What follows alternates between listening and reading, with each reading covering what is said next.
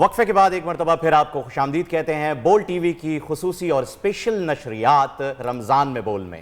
اور جیسا کہ آپ سب جانتے ہیں کہ اس وقت ہم آج اس مبارک مہینے کی پہلی سحر کے لیے یہاں موجود ہیں. اگلا سیگمنٹ جو ہے وہ اس ٹرانسمیشن میں جو ایڈ ہونے جا رہا ہے اسے اناؤنس کریں گی کرن. جی ہاں بالکل، یہ بڑا خوبصورت سیگمنٹ، اور اس لیے یہ بڑا خوبصورت سیگمنٹ ہے ناظرین کہ یہاں پر ہمارے پاس علماء کرام، جید علماء کرام موجود ہوں گے، اور آپ کے وہ تمام سوالات جن کے جوابات آپ جاننا چاہتے ہیں، جن کے بارے میں آپ سوچتے ہیں کہ کوئی ایسے لوگ ہمیں ملیں، تو یہاں پر ہم نے آپ کے لیے بھرپور انتظام کیا ہوا ہے. اس وقت میرے ساتھ اسٹوڈیو میں محترم شخصیت محمد عمران بشیر صاحب موجود ہیں. بہت بہت شکریہ آپ کی آمد کا. ساتھ ساتھ جناب آغا منہاج صاحب موجود ہیں. آپ کی آمد کا بھی بے حد شکریہ. عمران صاحب، آپ سے میں بات کا آغاز کرتی ہوں، اور آپ دونوں محترم شخصیت کسی تعارف کے محتاج نہیں ہیں. میں نے آغاز میں جب ہم سحر میں بات کر رہے تھے تو اس وقت میں نے بات کی تھی معرفت الہی کی، عرفان الہی کی. اس وقت جو وقت ہے، جو پچھلے رمضان المبارک ہم نے گزارے ہیں، ایک چہل پہل ہوتی ہے، لوگوں کا آپس میں ملنا جلنا ہوتا ہے، عبادات کی چہل پہل ہوتی ہے، لیکن اس وقت سیناریو بڑا ڈیفرنٹ ہے، سچویشن بڑی مختلف ہے. تو کیوں نہ اس بار جس مقصد کے لیے ہم پیدا کیے گئے ہیں، معرفت الہی کے لیے، عرفان الہی کے لیے، اس کی کھوج لگائی جائے، اللہ کو پہچانا جائے، ڈھونڈا جائے. بسم اللہ الرحمن الرحیم. نحمد و صلی علی رسول الکریم. بہت بہت شکریہ آپ حضرات کا. آپ نے ایک بہت اچھا محترمہ سوال کیا ہے، اور اسی سوال کی طرف اللہ پاک قرآن پاک میں فرماتے ہیں وما خلقت الجن والانس الا لیعبدون، کہ میں نے انسانوں کو اور جنوں کو جو پیدا کیا اپنی عبادت کے لیے پیدا کیا ہے. تو تمام مفسرین کے نزدیک عبادت سے مراد خالی عبادت نہیں ہے، بلکہ ای لیعرفون، کہ میرے بندے اور میری بندیاں مجھے پہچان لیں کہ میں کس طاقت والا ہوں، میری کیا قدرت ہے. چھوٹے بچے کو آپ بازار میں دیکھیں فہیم بھائی، تو وہ اسے پوچھا جائے بھی تو کیا لینے کے لیے آیا ہے، تو وہ اپنے باپ کو پہچانتا ہے. کہتے ہیں میں کھلونے لینے کے لیے آیا ہوں، میں کپڑے لینے کے لیے آیا ہوں، میں فلاں چیز لینے کے لیے آیا ہوں. تیرے پاس پیسے ہیں، تو وہ باپ کی طاقت کو پہچانتا ہے، تو کہتے ہیں میرے بابا میرے ساتھ ہیں. تو ہماری بہن نے جو بات کی ہے بڑی خوبصورت بات کی ہے کہ آج ساری دنیا گھبرائی ہوئی ہے، ڈری ہوئی ہے. یہ ایک قاعدہ کلیہ ذہن میں بٹھا لیں کہ رب کا یہ قاعدہ ہے جو اللہ سے ڈرتا ہے ہر شے اس سے ڈرتی ہے. بے شک. سبحان اللہ. اور جو اللہ سے نہیں ڈرتا، آغا صاحب کیا بات ہے، جو اللہ سے نہیں ڈرتا پھر ہر شے اسے ڈراتی ہے.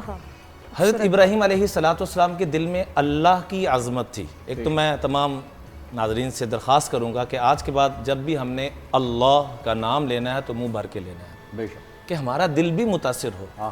کیا بات، ہمارا دل بھی متاثر ہو کہ میں کس ہستی کا نام لے رہا ہوں. حضرت ابراہیم علیہ السلام کے پاس فرشتہ امتحان کی صورت میں آتا ہے اور آ کے کہتا ہے اللہ. تو حضرت ابراہیم علیہ السلام فرماتے ہیں کہ ایک مرتبہ دوبارہ یہ مبارک نام لو. فرمانے لگے مجھے کیا دو گے؟ کہا آدھی بکریاں تمہاری. پھر دوبارہ یہی سوال ریپیٹ ہوا، کہا آدھی بکریاں دوباری. پھر تیسری مرتبہ پوچھا تو کہنے لگے اب کیا دو گے؟ کہا آپ کو بکریوں کے لیے خادم کی ضرورت ہے، تو میں ساری زندگی تمہارا خادم بن جاؤں. تو اللہ کی عظمت ابراہیم علیہ السلام کے دل میں اتنی تھی کہ آتش نمرود میں جا رہے ہیں اور گولی کی رفتار سے جا رہے ہیں. آج تو ہم کورونا سے ڈر کے بیٹھ گئے نا، جو نظر بھی نہیں آ رہا. آتش نمرود کے بارے میں لکھا ہے تفاسیر میں کہ اتنی بڑی آگ نہ کائنات نے اس سے پہلی دیکھی نہ آج تک دیکھی گئی ہے. اس میں جا رہے ہیں اور گولی کی رفتار سے جا رہے ہیں. دل میں اللہ کی معرفت تھی. تو فرشتے آ رہے ہیں اور آ کے کہہ رہے ہیں جینا لنصرتکم، ہم آپ کی مدد کے لیے، نصرت کے لیے آئے ہیں. اس حالت میں بھی پوچھ رہے ہیں اما الیکم فلا، خود آئے ہو تو واپس چلے جاؤ. اما الاللہ فبلا، میرے اللہ نے بھیجا ہے تو آ جاؤ. کہا اللہ نے بھیجا تو نہیں، اجازت لے کے آئے. فرمایا حسبی اللہ، کیا بات، میرا اللہ ہی میرے لیے کافی. سبحان اللہ. کیا بات ہے. اس کی ہم نے جستجو لگانی ہے، اور اس چیز کو ہم نے دیکھیں ہر رمضان میں ہم کچھ نہ کچھ، آج ہماری پہلی سحری ہے تو ٹارگٹ بنا لیں کہ میرا جو دنیا میں آنے کا مقصد تھا. اللہ میری بہن کو بہت بہت جزائے خیر عطا فرمائے. پہلا سوال ہی اتنا خوبصورت اللہ رب العزت خود فرماتا ہے نا کہ جب میں نے چاہا کہ میری پہچان کی جائے تو میں نے مخلوق کو بنا دیا. مخلوق کو بنایا. بس تو دنیا میں ہمارے آنے کا مقصد ہی کلیئر ہو جائے. یہی مقصد. اچھا آغا صاحب سے میں سوال کرنا چاہوں گا، لیکن اس سے پہلے جو ہے میں چاہوں گا کہ اس سوال کا آغا صاحب اگر آپ کی اجازت ہو تو ذرا میں اس کو، کیونکہ آپ نے بتایا کہ ابھی کرونا کی وجہ سے جو ہے اور ماشاءاللہ سے جو آپ نے واقعہ بتایا اس کی تو کوئی مثال ہی نہیں ملتی، لیکن حضرت ابو ہریرہ رضی اللہ تعالیٰ عنہ کے وقت میں جب وہ فاتح شام رہے، اور ایک واقعہ جو کہ بار بار کوٹ کیا جاتا ہے کہ حضرت عمر نے رضی اللہ تعالیٰ عنہ نے جب انہیں کہا کہ آپ باہر آ جائیں تو ایک حدیث آپ صلی اللہ علیہ وآلہ وسلم کی انہوں نے سنائی تھی کہ مجھے یہیں پہ رہنا ہے، اس کے بارے میں ذرا جی، کیونکہ وہ بار بار جو ہے وہ یہاں حکومت کی طرف سے بھی کوٹ کی جا رہی ہے اور لوگوں کے لیے اس میں ایک خیر بھی ہے، جی وہ اگر آپ وضاحت کر دیں۔ دیکھیے شریعت نے 2 چیزوں کا حکم دیا ہے۔ پہلی بات تو فرمائی کہ لا عدوہ، اسلام کے اندر بیماری کا متعدی ہونے کا کوئی تصور نہیں کہ آپ سے مجھے یہ بیماری لگ جائے گی، مجھے آپ سے لگ جائے گی، ٹھیک ہے، پہلی بات تو یہ ہے۔ میرا اکثر ڈاکٹر حضرات سے بھی اس بارے میں ڈسکس ہوتی رہتی، میرا چونکہ اپنا بھی ہاسپٹل ہے، تو پہلی بات تو یہ ہے کہ اسلام کے اندر اس کا کوئی کانسیپٹ نہیں ہے کہ بیماری متعدی ہوتی ہے، بیماری آتی ہے اللہ کے حکم سے، لیکن جہاں یہ وبا ہو جس کی طرف آپ نے اشارہ فرمایا تو حکم ہے کہ فرو کما تفر الاسد، کہ جیسے انسان شیر کو دیکھ کے بھاگتا ہے، کہیں پر وبا آ جائے تو وہاں سے بھاگو بچو، لیکن بچتے ہوئے یہ ذہن میں نہ ڈالو کہ مجھے فہیم بھائی سے کچھ لگ جائے گا یا فہیم بھائی یہ سمجھیں عمران سے مجھے لگ جائے گا، یہ تصور نہ لانا۔ اللہ کی طرف سے جو یہ بھی اللہ کی احتیاطی تدابیر کا حکم دیا گیا ہے، یعنی احتیاطی تدابیر جو ہیں وہ آپ اس سے اندازہ کریں۔ اس سے بھی بڑھ کے میں آپ کو مثال دوں، بیت المقدس کی فتح سے بڑھ کر مسلمانوں کی خوشی کا کیا عالم ہوگا، اس کے فاتح بن کے جا رہے ہیں سیدنا عمر فاروق رضی اللہ عنہ، فتح کر کے آگے اس کی میٹنگ کے لیے جب دوبارہ وہاں گئے تو وہاں پر پتہ چلا کہ طاعون کی بیماری پھیلی ہوئی ہے، تو میٹنگ کینسل فرما دی اور واپس آ گئے کہ جب بیماری ختم ہوگی، اور فرمایا جو جہاں پر ہیں وہ وہیں رہیں جس بیماری کے اندر ملوث ہو گئے ہیں، مبتلا ہو گئے ہیں، اور جو باہر والے ہیں وہ وہاں نہ جائیں، وہاں والے ادھر نہ آئیں، لیکن اعتماد اور یقین صرف اللہ کی ذات پہ ہو، ڈر کی کیفیت پیدا نہ کریں، ڈرنا صرف ضروری ہے، احتیاط فرض ہے، جو ہوگا وہ اللہ کے چاہنے سے ہوگا، لیکن آج ہم ذہنی طور پہ مفلوج ہوتے جا رہے ہیں، کرونا نے پتہ نہیں کچھ کرنا ہے کہ نہیں کرنا، جو ڈر ہم نے مسلط کر لی اس نے امت کو تباہ کر دینا، کسی چیز سے نہ ڈریں، ڈرنا صرف اللہ کی ذات سے، احتیاطی تدابیر ضرور اختیار کریں۔ بالکل زبردست۔ تو آغا صاحب میں کہتا ہوں کہ آپ پہلا وظیفہ جو ہے وہ اسی ڈر کے خاتمے کے لیے بتا دیں، یہ میری طرف سے، پھر میں سوالات کا سلسلہ شروع کرتا ہوں۔ بہت بہت شکریہ، اللہ تبارک و تعالی ہمیں یہ رمضان المبارک میں مکمل عبادتوں کی توفیق دے، اور جو یہ مصیبت پوری دنیا میں پریشانی ہے اللہ تبارک و تعالی تمام عالم کو اس پریشانی سے، اس مشکل سے نکالے، اور یہ جو خوبصورت ٹرانسمیشن ہمارا یہ بولڈ ٹیلی ویژن کر رہا ہے اللہ تبارک و تعالی ان کو اور اس کی نعمتیں اور برکتیں عطا فرمائے۔ آپ لوگ ماشاءاللہ بہت خوبصورت ٹرانسمیشن کر رہے ہیں ڈاکٹر صاحب، ماشاءاللہ ہر برس کی طرح اس برس بھی آپ ماشاءاللہ میری آپ نے آغاز میں ہی کہہ دیا، اب انشاءاللہ آگے بھی اچھی ہوگی انشاءاللہ اللہ سلامت رکھے۔ سوال دوبارہ ریپیٹ کیجئے۔ یہ جو کرونا کا جو ڈر بیٹھا ہوا ہے، اس ڈر سے کیسے نجات پائی جائے؟ ڈر سے نجات دیکھیں، اللہ تبارک و تعالیٰ کا ڈر اگر دل کے اندر ہوگا تو کسی کورونا کا ڈر تو ہو ہی نہیں سکتا، بے شک، اور اللہ کا جو ڈر ہے وہ ایک محبتوں والا ڈر ہے۔ بیسیکلی وہ ہم گناہوں سے نفرت کرتے ہیں، نیکیوں سے محبت کرتے ہیں۔ جب ہم 5 وقت کی نمازوں کو اپنی زندگی میں شامل کرتے ہیں اور دن بھر کثرت سے، رسول اللہ فرماتے ہیں نا کہ کم سے کم 70 مرتبہ یا زیادہ سے زیادہ 100 ٹائمز رسول اللہ خود استغفر اللہ ربی من کل ذنب واتوب الیہ، جب اللہ کے رسول استغفار فرماتے ہیں تو ہمیں بھی کثرت کے ساتھ استغفار کرنا چاہیے۔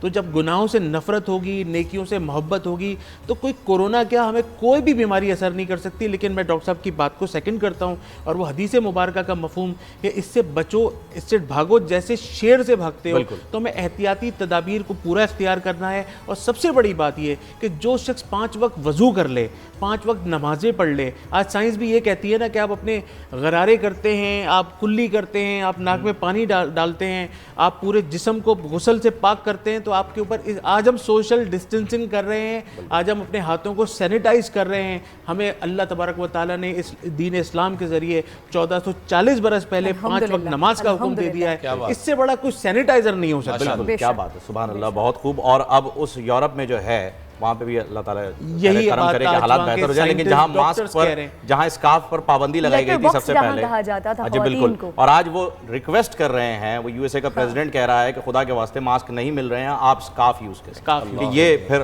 اللہ کی شان جو ہے وہ آپ کو ایسے دکھائی دیتی ہے۔ بے شک، تو ساری سپر پاورز فہیم، ساری سپر پاورز جو ہے اللہ کی پاورز کے آگے سب ختم ہو جائے، سپریم کے آگے جو ہے وہ سارا کا سارا سپر جو ہے وہ ختم ہو گیا ہے۔ سوال ہو گیا ہمارا، جنید بھائی کا ایک سوال ہے کہتے ہیں گھر اپنا نہیں ہے، کرایہ نہیں دیا جاتا، گزر بسر جو ہے وہ مشکل ہو گیا ہے، تو کوئی وظیفہ بتا دیجئے۔ جنید ان کا نام ہے اور ان کی والدہ محترمہ کا نام سعدیہ ہے۔ ایک تو 5 وقت کی نماز کی پابندی میں نا انشاءاللہ جو شخص 5 نماز کی پابندی کرے گا، تہجد پڑھے گا، یہ رمضان المبارک کا ماہ مبارک ہے، اس ماہ مبارک میں تو اللہ تبارک و تعالیٰ کی طرف سے اتنی تمام فیسلٹیز ہیں کہ آپ گھر کے 2-2 3-3 گھر بھی بنا سکتے ہیں۔ آپ کو اللہ تبارک و تعالیٰ کے اس پیکج سے مکمل فائدہ اٹھانا ہوگا۔ آپ نہ صرف یہ کہ اپنا گھر بنائیں گے، ایک گھر انشاءاللہ مزید بھی بنا لیں گے۔ آپ 5 وقت کی نماز کی پابندی کریں، رات کو تہجد میں اٹھ کے نماز پڑھیں، فجر کے بعد اشراق پڑھیں، چاشت پڑھیں، اور ہر نماز کے بعد 100 مرتبہ پڑھیں لا الہ الا اللہ محمد رسول اللہ صلی اللہ علیہ وآلہ وسلم استغفر اللہ، لا الہ الا اللہ محمد رسول اللہ صلی اللہ علیہ وآلہ وسلم استغفر اللہ۔ یہ انشاءاللہ پڑھیں، اللہ تعالیٰ سے گڑ گڑا کر دعا مانگیں۔ اور صلاۃ التسبیح آپ نے آخری 10 دن میں نہیں پڑھنی، آپ کوشش کریں کہ یہ ماہ مبارک میں لوگ اپنے گھروں میں کوارنٹین ہوئے ہوئے نا، تو روزانہ صلاۃ التسبیح کا اہتمام کریں۔ تہجد کے وقت، تہجد سے تھوڑا سا پہلے کوئی بھی وقت آپ کو ملتا ہے، آپ انشاءاللہ صلاۃ التسبیح پڑھیں، اللہ تعالیٰ سے گڑ گڑا کے دعا کریں۔ آپ دیکھیں گے انشاءاللہ آپ کی زندگی میں بڑی راحت، اطمینان، سکون، یہ تمام چیزیں پیدا ہوں گی انشاءاللہ۔ انشاءاللہ۔ اچھا جی، کامران صاحب ہیں ہمارے پاس، ان کی والدہ کا نام ہے صابرہ، اور وہ فرماتے ہیں کہ آئے دن حادثات ہوتے رہتے ہیں، کوئی نہ کوئی پریشانی آتی رہتی ہے، کبھی کوئی نقصان ہو جاتا ہے، کبھی کوئی پریشانی آ جاتی ہے، رہنمائی فرمائیے ان کے اللہ لیے۔ تبارک و تعالیٰ آپ کے تمام پریشانیاں، تمام مسائل کو حل فرمائے۔ آمین۔ جب گھروں کے اندر بہت زیادہ آفات، بلیات، مصیبتیں، پریشانیاں ہوں تو آپ کو سب سے پہلے حدیث مبارکہ کی طرف جانا چاہیے کہ جس گھر میں سورہ بقرہ پڑھی جاتی ہے وہاں سے شیاطین چلے جاتے ہیں، شیاطین جنات چلے جاتے ہیں۔ ہمارے بہت سارے ایسے رشتہ دار ہیں، جاننے والے ہیں، بہت سارے میرے پاس ایسے کیسز بھی آتے ہیں کہ جی ہمارے گھر میں بہت زیادہ لڑائیاں ہیں، جھگڑے ہیں، فسادات ہیں، آئے دن ہمارا اے سی جل گیا، پانی کی موٹر جل گئی، کار کا ایکسیڈنٹ ہو گیا۔ تو اس طرح کے پرابلمز جن گھروں میں ہوں، اور گھر سے وہ لوگ جب باہر نکلتے ہوں تو بڑے نارمل ہو جاتے ہیں، گھر میں داخل ہوتے ہیں تو بڑا ایک بھاری پنسا ہوتا ہے۔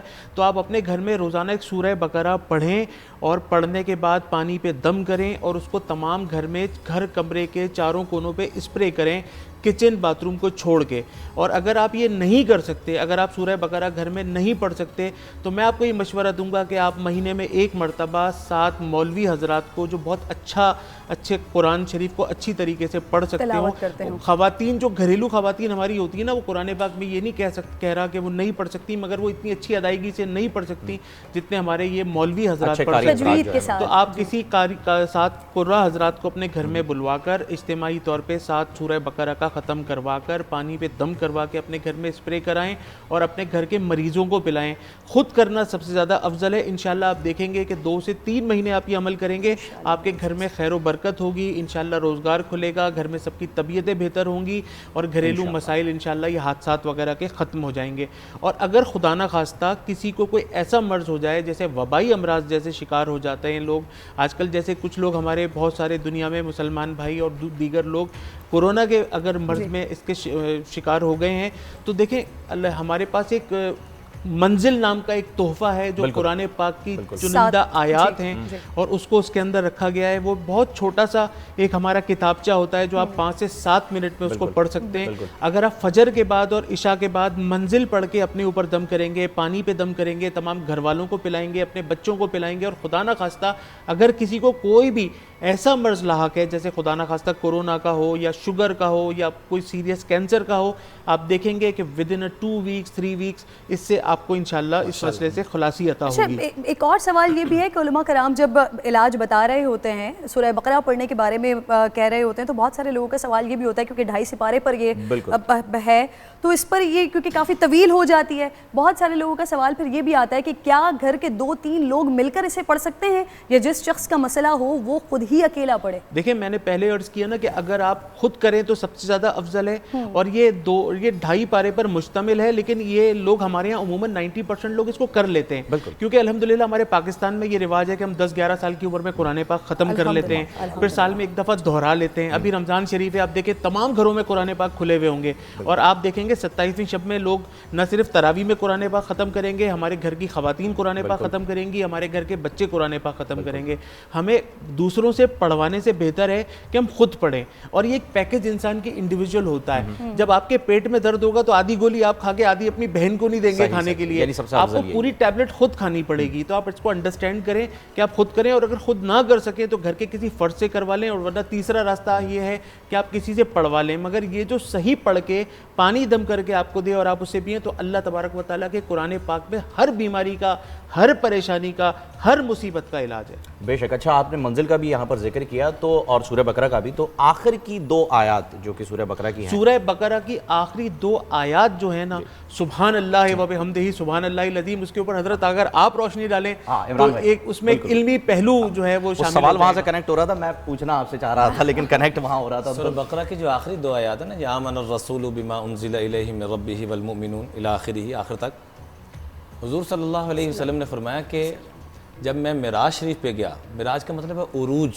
سبحان اللہ، بلندی کی انتہا. اوتیت لیلۃ المعراج 3 اشیاء، مجھے رب نے 3 تحفے دیے. سب سے پہلے جس کا ذکر کیا خواتیم سورۃ البقرہ، سورہ بقرہ کی آخری 2. کیا بات. سبحان اللہ. یہ اتنا بڑا تحفہ ہے، اتنا بڑا تحفہ ہے.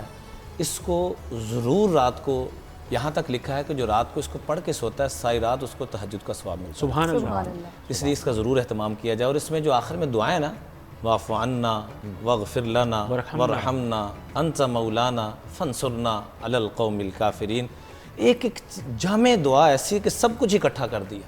یعنی اس دعا کے بعد کچھ باقی بچتا نہیں. ربنا لا تؤاخذنا ان نسینا او اخطانا. میں ضرور درخواست کروں گا کہ اس کا ترجمہ تفسیر تمام ناظرین اس کو ضرور پڑھیں اور اس کے فضائل کو سامنے رکھتے ہیں روزانہ اپنا معمول بنائیں کہ روزانہ اس کو رات کو. بے شک، کیونکہ جس نے تحفہ دیا ہے اور جسے تحفہ دیا گیا ہے تو پھر تحفہ بھی جو ہے وہ اپنے کوئی ثانی نہیں رکھتا. بالکل. اس کے ساتھ 5 نمازوں کا تحفہ ملا، اور ہر وہ والشفاعۃ لامتی لمن لا یشرک باللہ شیئا، جو اللہ کے ساتھ کسی کو شریک نہ کرے، میں اس کی سفارش کروں گا. زبردست. اچھا ایک چھوٹی سی بات جو قطع کلام معاف، جو دوسری شادی کے بارے میں بات چل رہی تھی، اس میں عموماً بہرا روی کا ہم شکار ہو چکے ہیں. دوسری جب شادی ہوتی ہے تو عموماً یہ مسائل شروع ہو جاتے ہیں کہ پہلی بیوی کو اگنور کرنا شروع کر دیا جاتا ہے، یا دوسری شادی کی جاتی ہے تو وہاں پر پراپر وقت یا پراپر توجہ نہیں دی جاتی. یہ ساری بہرا رویوں سے ایک تو ہم نے نکلنا ہوگا، کسی صورت میں بھی دین کے دامن کو چھوڑنا نہیں ہے. دوسری گزارش یہ ہے کہ یہ قانون بنا ہے، شریعت نے ایسا کوئی قانون نہیں بنایا، لیکن چونکہ ہمارا اسلامی جمہوریہ پاکستان ہے جہاں پر ظلم زیادتی ہوتا ہوا دیکھیں گے، بلکہ شریعت میں تو آپ سن کے دنگ رہ جائیں گے. ایک نکاح کی قسم وہ بھی ہے جو حرام ہے. وہ کیسے؟ عام طور پہ کہا جائے نکاح سنت ہے، فرض ہے، واجب ہے. فتاوی شامی میں یہ بات قبلہ لکھی ہے کہ ایک نکاح کی قسم حرام بھی ہے. پوچھا کہ وہ کون سی؟ فرمایا جس شخص کو اپنے، آپ تو دوسری شادی کی بات کر رہے ہیں، پہلی شادی بھی حرام.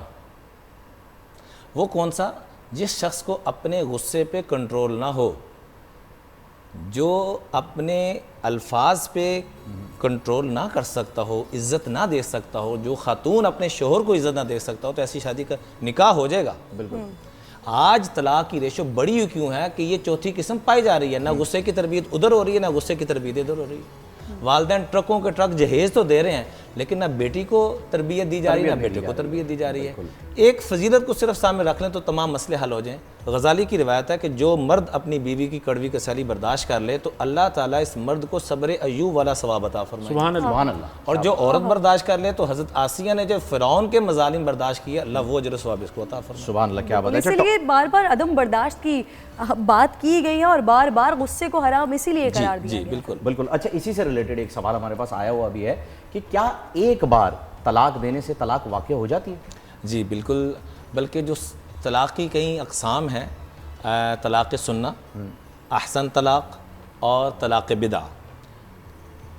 سب سے جو پسند کیا گیا وہ، ویسے تو طلاق کو کسی صورت میں بھی پسند، حلال چیزوں میں سے سب سے ناپسند، سب سے ناپسندیدہ، ابغض الحلال الی اللہ والطلاق، سب سے مبغوض. یہاں تک آتا ہے کہ اللہ کا عرش کانپ جاتا ہے. لیکن یہ بھی غلط ہے، یہ بھی ہندوؤں کی رسم ہے کہ بیٹی جہاں تو جا رہی وہاں سے ذرا جنازہ نکلنا چاہیے. اب دکھنے میں آ رہا ہے بیٹی پہ ظلم ہو رہا ہے، بیٹی پہ زیادتی ہو رہی ہے، ہماری بیٹی کی وہاں جان محفوظ نہیں ہے یا خدا نخواستہ عزت محفوظ نہیں ہے، پھر بھی ڈھیٹ بن کے اپنی بیٹی کو وہاں رکھنا، یہ جیسے وہ تو چھوٹا گناہ ہوگا طلاق لینا اگر اس سینس میں دیکھا جائے، جب یہ صورت بن جائے پھر گناہ نہیں، پھر لینی چاہیے، اور اگر وہاں رکھتے ہیں تو یہ بہت بڑا گناہ کما رہے ہیں۔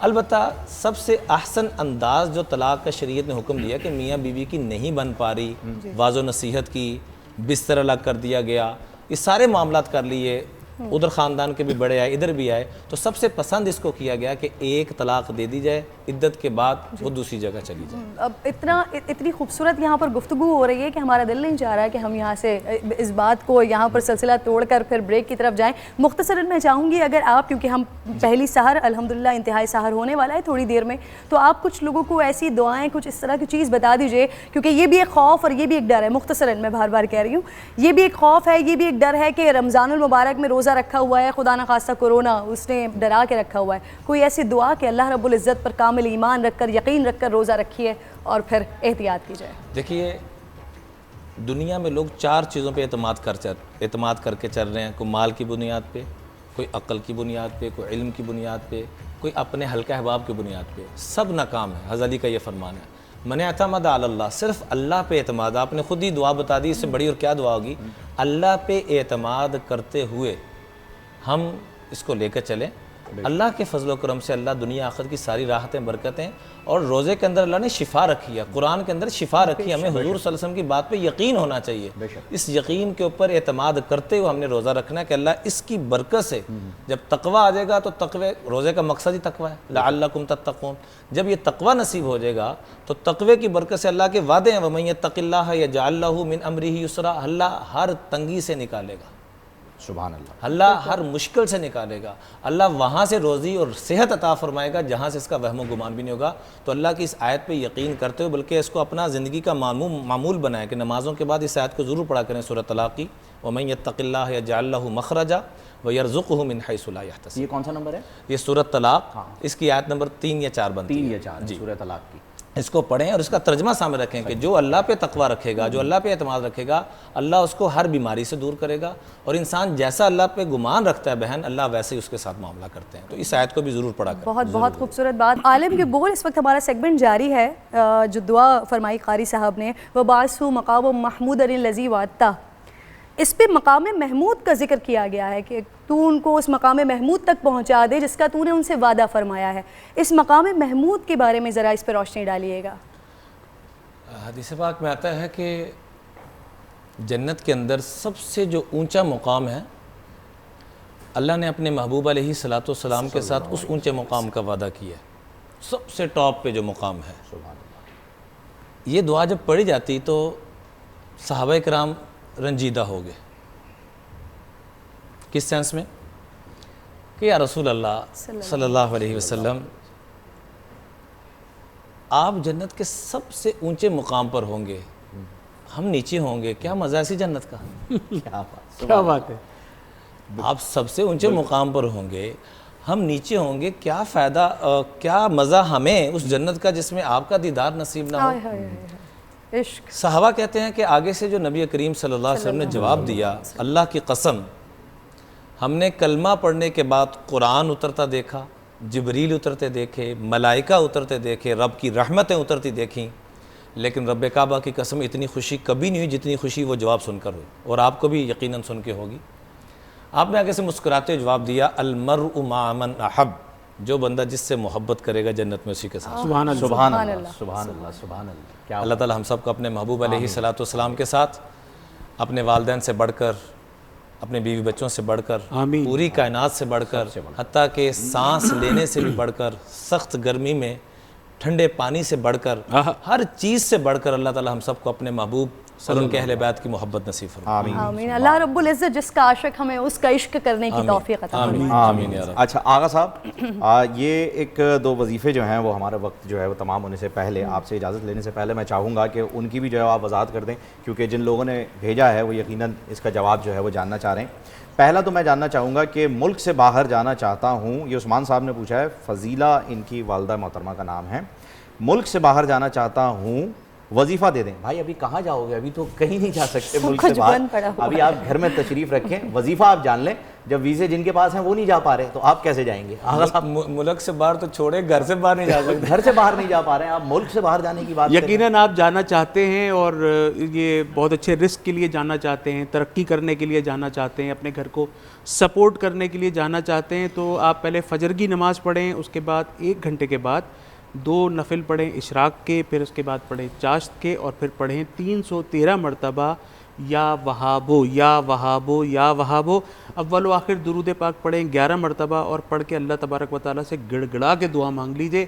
آپ کو انشاءاللہ باہر کا سفر اگر آپ کے حق میں بہتر ہوگا تو نصیب ہوگا، ورنہ یہاں پر کوئی بہتر اس کا نعم البدل آپ کو ملے گا. دیکھیں اللہ تبارک و تعالیٰ سے کبھی ضد نہیں لگانی چاہیے کہ بس مجھے یہی چاہیے.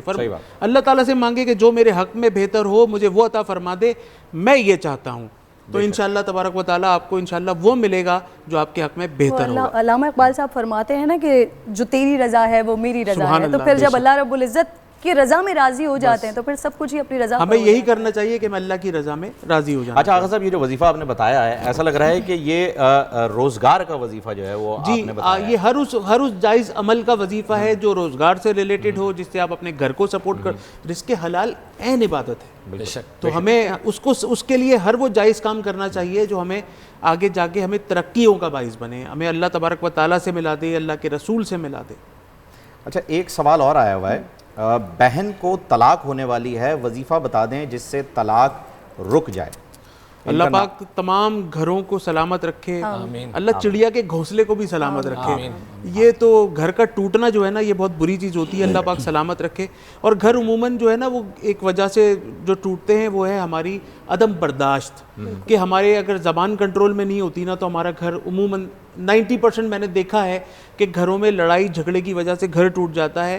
تو جو بھی چاہتے ہیں کہ اپنے گھر کو بچا لیں، چاہے وہ حضرات ہوں چاہے وہ خواتین ہوں، تو وہ ایک اللہ تبارک و تعالیٰ کا اسم ہے، اس کی انشاءاللہ عشاء کے نماز کے بعد رات کو سونے سے پہلے 1111 مرتبہ یا ودودو یا ودودو یا ودودو 1111 مرتبہ اول و آخر 11 مرتبہ درود ابراہیمی پڑھ لیجئے، یا سب سے چھوٹا درود پاک صلی اللہ علیہ وآلہ وسلم پڑھ لیجئے.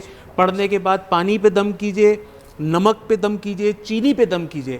اگر آپ یہ چیزوں پہ دم کر کے اپنے شوہر کو یا اپنی بیوی کو کھلا سکتے ہیں تو انشاءاللہ وہ جو غصہ ہے وہ انشاءاللہ ٹھنڈا ہوگا. اگر وہ آپ کے سامنے موجود نہ ہو تو آپ تصور میں دم کیجئے، اور یہ بھی نہ کر سکیں تو پروردگار تو آپ کے تمام اعمال سے اور اگر آپ سیلف اکاؤنٹیبلٹی کر رہے ہیں، خود احتسابی کر رہے ہیں، اور آپ کو پتہ ہے کہ بد زبانی کی بیماری آپ کو ہے، تو ان لوگوں کے لیے بھی یہ یا ودودو کا اسم بہترین ایسا وظیفہ اعظم ہے انشاءاللہ کہ آپ کے خدا نہ خواستہ گھر اگر ٹوٹنے والے ہوتے ہیں نا تو وہ فوراً انشاءاللہ واپس ہو جاتے ہیں. ایک اور میں اسی میں ایڈ کر دوں، یعنی اگر جیسا کہ کرن نے کہا کہ جنہیں خود پتہ ہے کہ وہ بدزبانی کر رہے ہیں وہ خود اپنے لیے اس عمل کو کر کے یہ چینی اور نمک، ہمیں سب پتہ ہوتا ہے کہ ہم کیا کر رہے ہیں، وہ خود پی سکتے ہیں، سب پتہ ہوتا ہے، بالکل خود پی سکتے ہیں. جس کو سب سے زیادہ غصہ آتا ہو، بالکل، تو جس کو پتہ ہو کہ میں بہت زیادہ شارٹ ٹیمپرڈ ہوں، تو وہ لا حول ولا قوت الا باللہ ہر نماز کے بعد 111 مرتبہ پڑھے.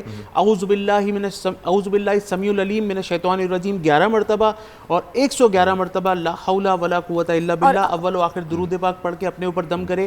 پانی پہ دم کر کے پیے. گھر میں اگر شوہر کو، والدین کو، بچوں کو غصہ آتا ہو، آپ کو محسوس ہوتا ہو کہ یہ بچہ جو ہے وہ غصے کے اندر شارٹ ٹیمپرڈ ہو کے گھر کے معاملات خراب کرتا ہے، یہ وظیفہ پڑھ کے اس کے اوپر دم کریں، پانی پڑھ کے دم کر کے پلائیں انشاءاللہ. اس آغا منہاج صاحب بڑی خوبصورت آپ نے بات کی کہ ہر شخص کو اپنے بارے میں یا اللہ رب العزت کو اس کے بارے میں معلوم ہوتا ہے یا پھر اس کو خود معلوم ہوتا ہے. اور اگر جس کو نہیں معلوم ہوتا ناظرین تو اس کا ضمیر مر چکا ہوتا ہے، اس وجہ سے اس کو اپنے بارے میں معلوم نہیں ہوتا. آپ بھی سر اس بات پہ ذرا روشنی ڈالیے گا کہ جب آپ کا ضمیر مردہ ہو جاتا ہے تبھی آپ کو پتہ نہیں چلتا کہ آپ کسی کے ساتھ بددیانتی کر رہے ہیں، کسی کے ساتھ جھوٹ بول رہے ہیں، کسی کا حق مار رہے ہیں، کسی کے ساتھ ظلم کر رہے ہیں. ضمیر زندہ ہو تب تو شاید یہ نہیں ہو سکتا. حدیث پاک میں آتا ہے کہ ان هذه القلوب تصدأ كما يصدأ الحديد اذا اصابه الماء. جیسے لوہے کو زنگ لگ جاتا ہے ایسے دلوں کو بھی زنگ لگ جاتا ہے، ضمیر مردہ ہو جاتے ہیں، گل جاتا ہے، تباہ ہو جاتا ہے. پوچھا کہ یا رسول اللہ صلی اللہ علیہ وسلم اس کا حل کیا ہے؟ فرمایا اس وقت پھر انسان کو کچھ سمجھ نہیں آتی کہ میں کیا کر رہا ہوں اور کیا کرنا چاہیے. حل بتایا کثرت ذکر الموت و تلاوت القرآن. موت کو کثرت سے یاد کرنا اور قرآن پاک کی تلاوت. کیا بات، اس سے تمہارا مردہ ضمیر زندہ ہو جائے گا. اور بلکہ قرآن پاک کی آیت سورۃ المطففین میں اللہ فرماتے ہیں کلا بل رانا علی قلوبہم ما کانوا یکسبون. ان بدعمالیوں نے ان کے دلوں پہ زنگ مہر آلود لگا کر دیا دیا ہے، ہے، مہر زنگ لگا لگا دیا ہے، زنگ آلود کر دیا ہے. تو اس لیے جو آپ نے بات فرمائی یہ حدیث ہے باقاعدہ، الاسم ما حاک فی صدرک وکرہت ان یطلع علیہ الناس، کہ گناہ کی تعریف یہ فرمائی آقا کریم صلی اللہ علیہ وسلم نے کہ تمہارے دل میں کھٹکا پیدا ہو اور تم اس چیز کو ناپسند سمجھو کہ کسی اور کو پتہ چلے.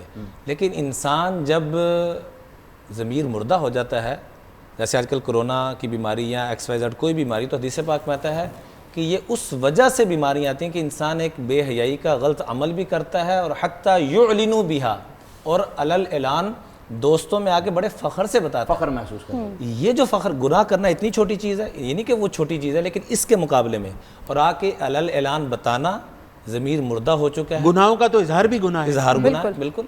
تو اس لیے ان چیزوں سے اگر آپ کی نماز قضا ہو جاتی ہے اور اس کا اظہار آپ کسی کے سامنے کرتے ہیں تو یہ بھی گناہ ہے. یہ بھی گناہ ہے. وہی مجھے اجازت دیجیے کہ ایک سوال میں آپ سے اور کرنا چاہ رہی ہوں. جب ہم نے اب بات کی ہے دلوں پر مہر لگنے کی، زنگ کی بات کی ہے، تو پھر ذرا تکبر پر بھی روشنی ڈالیے گا. میں نے وہ لوگ بھی دیکھے ہیں کہ اللہ رب العزت ان کو عزت دیتا ہے کیونکہ میری اوقات، میری حیثیت، کیا جو بھی کچھ دیا ہوا ہے رب ذوالجلال کا دیا ہوا ہے. تو جن لوگوں کو اللہ رب العزت نوازتے ہیں ان کے اندر وہ تکبر، وہ شان، وہ شوکت آ جاتی ہے. لیکن میں نے ان لوگوں کو بھی دیکھا ہے کہ جو عاجز رہتے ہیں ان کی بلندیوں کا راستہ ہمیشہ روا رہتا ہے. ذرا تکبر پہ روشنی ڈالیے گا. انسان، اللہ تعالیٰ کہتے ہیں لا تمشی فی الارض مرحا، زمین پہ تو اکڑ کے چلتا کس بنیاد پہ؟ تیری اوقات ہے کیا؟ انک لن تخرق الارض، نہ تو زمین کو پھاڑ سکتا ہے، ولن تبلغ الجبال طولا، نہ تو پہاڑوں کی بلندیوں کو چھو سکتا، تو اکڑتا کس چیز پہ ہے؟ سیدنا سلمان فارسی رضی اللہ عنہ کھڑے تھے تو دو نوجوان قریشی نئے مسلمان ہوئے تو کہنے لگے ہم قریشی ہیں، یہ فارسی ہے. صحابہ میں سب سے زیادہ عمر سیدنا سلمان فارسی کے، محتاط ترین روایت میں 250 سال.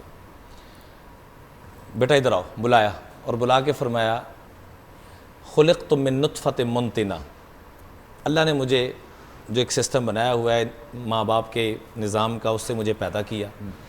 ثم اعود الی میت نجسہ، پھر میں نے قبر میں جانا ہے تو جسم نے گل سڑ جانا ہے، ایک مردہ بن جانا ہے.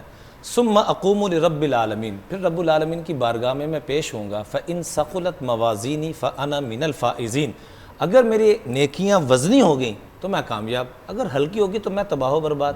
تو انسان کی اکڑ تو یہ، ابتدا دیکھیں تو 2 کپڑوں میں آیا اور سارے اس کو چپ کرا رہے تھے، انتہا کیا 2 کپڑوں میں جانا ہے، سب دوسروں کو چپ کرا رہے ہیں. اللہ اکبر. تو اللہ تک کس چیز پہ؟ اور نیکیوں پر اکڑنا بھی نیکیوں کو ضائع کر دیتا ہے. بالکل ہر چیز کے اوپر وہ تو پھر تکبر کے زمرے میں آ جاتا ہے. اچھا آغا صاحب جو ہے وہ بتا رہے تھے ابھی میاں بیوی کے جھگڑے کا جو سوال آیا تھا اس کے اوپر میں ایک، اب اس کی آپ ذرا مجھے وضاحت کر دیجیے گا کہ وہ جو ہم نے ایک سن رکھا ہے کہ شیطان کے پاس جو ہے جب اس کے چیلے آتے ہیں تو وہ سب سے پوچھتا ہے تم نے کیا کیا، تم نے کیا کیا، تم نے کیا کیا. تو جو کہتا ہے میں نے میاں بیوی کے درمیان جھگڑا کرایا، وہ کہتا ہے ادھر آ جا بھائی تو کام کا بندہ ہے. یہ ذرا عمران بھائی اس کی کیا حقیقت ہے؟ اس کی وجہ یہ حقیقت ہے، صحیح بات آپ فرما رہے ہیں. اور اس کی وجہ یہ ہے کہ 2 خاندانوں کا تباہ ہونا، وہ 2 میاں بیوی نہیں جدا ہو رہے، خاندان کے خاندان تباہ ہو رہے ہیں.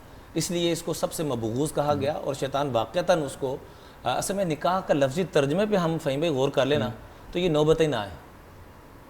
نکاح کا لفظی ترجمہ ہے 2 جانوں کا ایک جان ہو جانا. نکاح کا لفظی ترجمہ ہے اس پانی کو کہتے ہیں جو زمین پہ گرے، موسلادھار بارش اور زمین میں سے اللہ فصلیں اور پیدا کرتے ہیں، اس پانی کو کہا جاتا ہے. یا نکاح اس نیند کو کہا جاتا ہے جو انسان کے آگے تھکاوٹ دور کر دے. یا نکاح اس گھنے سائے کو کہا جاتا ہے جو مل جائیں اور گھنا سایہ بنے. تو نکاح تو یہ چیز تھی، ہم نے اس کو سمجھا کوئی نہیں، ہم نے صرف ملاپ کو یا فنکشن کو نکاح سمجھ لیا. بالکل دعوت کو ہم نے دعوت کو نکاح سمجھ لیا. ایسے ہوتا ہے نکاح. یہ اصل میں نکاح کی قسم ہے کہ 2 جانوں کا ایک جان ہو جانا، 2 جسموں کا ایک جسم ہو جانا کہ میرا مال میرا نہیں، میری عزت میری عزت نہیں. اور کبھی بھی میں درخواست کروں گا ہاتھ جوڑ کر، کبھی بیوی کے اسپیشلی پیرنٹس کے بارے میں وہ نیگیٹو بات ہو بھی کبھی تذکرہ نہ کریں، گھر بچ جائیں گے اللہ کے فضل سے. صحیح، یعنی میں سے ہم بننا ضروری ہے. جی میں سے ہم. جزاک اللہ خیر. آپ کی آمد کا بہت بہت شکریہ. سیگمنٹ یہاں پر اس کا وقت ختم ہو گیا ہے. ہم بریک پر جائیں گے اور بریک سے جب واپس آئیں گے تو انبیاء کے بول ہوں گے، لیکن دعا کروائیں گے ہم چاہیں جی بالکل. ہم بریک پر جانے سے پہلے چاہتے ہیں کہ آپ دعا کیجئے اور پھر اسی کے ساتھ ہم بریک پر چلے جائیں. بالکل. الحمدللہ رب العالمین والصلاة والسلام علی اشرف الانبیاء والمرسلین. ربنا آتنا فی الدنیا حسنۃ وفی الآخرۃ حسنۃ وقنا عذاب النار وقنا عذاب النار وادخلنا الجنة مع الابرار یا عزیز یا غفار یا رب العالمین ہم سب کے صغیرہ کبیرہ امت کے سارے گناہوں کو معاف فرما دے، اے رحیم ہم سب پہ رحم فرما دے، اے کریم ہم سب پہ کرم فرما دے، اے رب العالمین، اے کریم، اے رحیم ہم سب کی حالتوں پہ رحم فرما دے، تو ہمارے اعمال کو نہ دیکھ، تو اپنے فضل و کرم کو دیکھتے ہوئے ہماری حالتوں پہ رحم فرما دے۔ یا اللہ آج جو کرونا کی وبا اور جتنی بھی وبائیں، جتنی بھی مصائب آئے ہوئے ہیں جس کو ہم جانتے ہیں نہیں جانتے، تجھے تیرے حبیب کے آنسوں کا واسطہ اے کریم رب ان آنسوں کے صدقے، اہل بیت عظام کی قربانیوں کے صدقے، صحابہ اکرام کی شہادت و قربانیوں کے صدقے یا اللہ ہماری تمام مشکلات کو حل فرما دے۔